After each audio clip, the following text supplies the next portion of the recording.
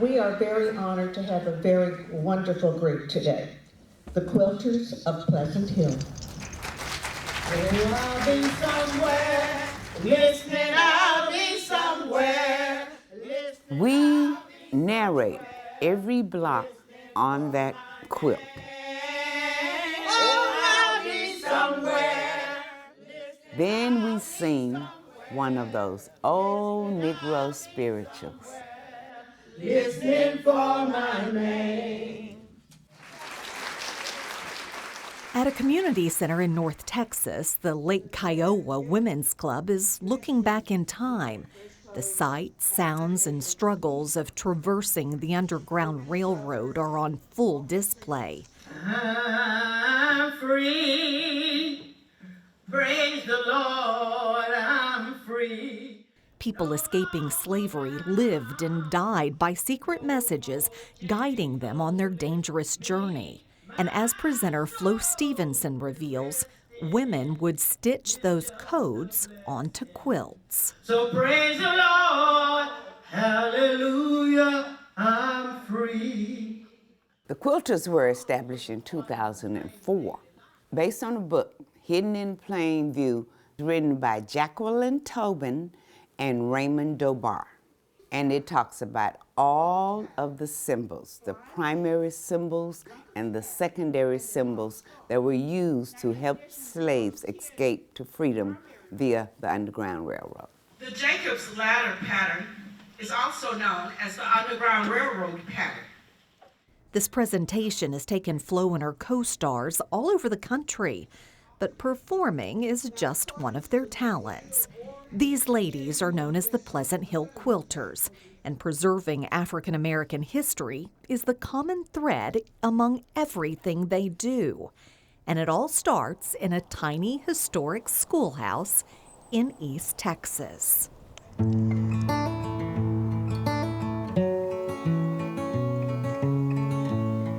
We're in Pleasant Hill community, and it's about 3 miles outside of Linden, Texas.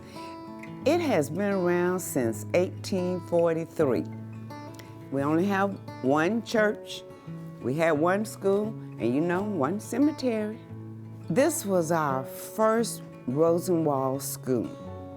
Now, if you know anything about Julius Rosenwald, you know that he built almost 5,000 schools through rural America to educate Black America. We've had lawyers, doctors, even a whole bunch of preachers to come out of this school. The school closed in 1964, but today this nationally registered historic place serves as home base for the Pleasant Hill Quilters. Morning! Morning! Morning! They meet here every week to sew custom quilts featuring those secret symbols from the Underground Railroad. By selling quilts and applying for grants, they raised enough money to preserve this rare surviving example of a Rosenwald school. And that's especially meaningful to current member Heather Blaylock.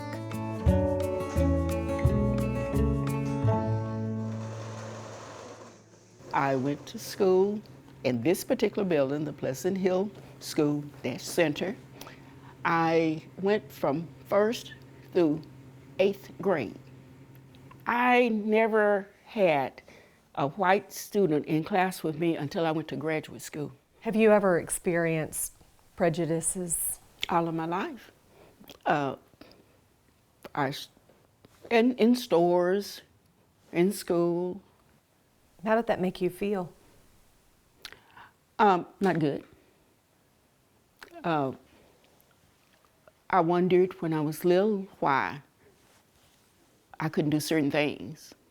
But as my parents explained it to me, it wasn't a good explanation, but then, like Father knows best. You do what they tell you to, they train you to follow their instructions and you do it.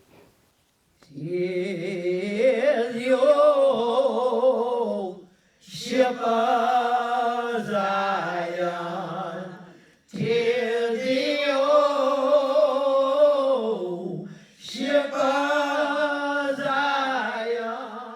Segregation and slavery are woven into the fabric of American history, painful chapters with generational effects. Get on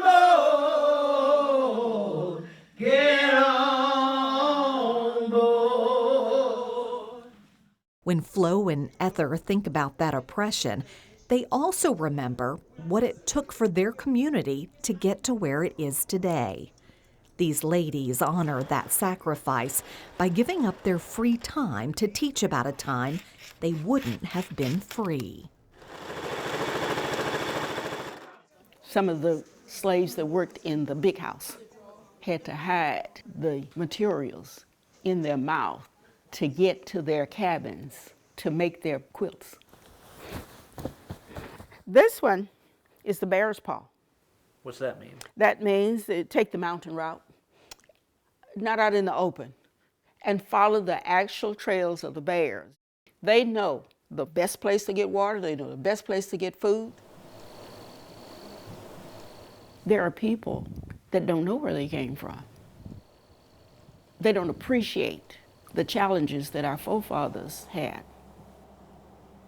Our black children do not have a clue about what it took for the people to get this school. Rosenwald gave 1/3 of the money needed. He told the black community, you give the other 1/3, and the white community will give the other 1/3. It was all about buy-in. If we could have that kind of buy-in today with blacks and white and everybody in between, I don't think we would have the problems we have today. So if our kids can come in and learn why we do what we do to preserve this place, some of it might rub off on them. Okay, Wendy, you still calling on the Lord? Yeah, I'm gonna call him a little bit more. That tough, huh? I got a mess here. Every time I read a new book or something, I learn something new. It still surprises me. It surprises me that people could be that cruel-hearted.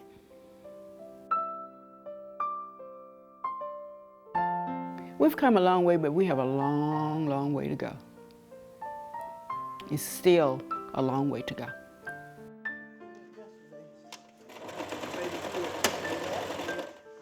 In an old country school, a group of quilters lead by example. They assemble a patchwork of colors and ideas put together with care and meant for all to appreciate. They've spread their history lessons far and wide with little more than hard work and scraps of fabric, just like their ancestors who built a community with only a scrap of opportunity. It's very important to me that our children, our grandchildren, our great-grandchildren, and everybody else understand some of the challenges that our family members and our forefathers has had.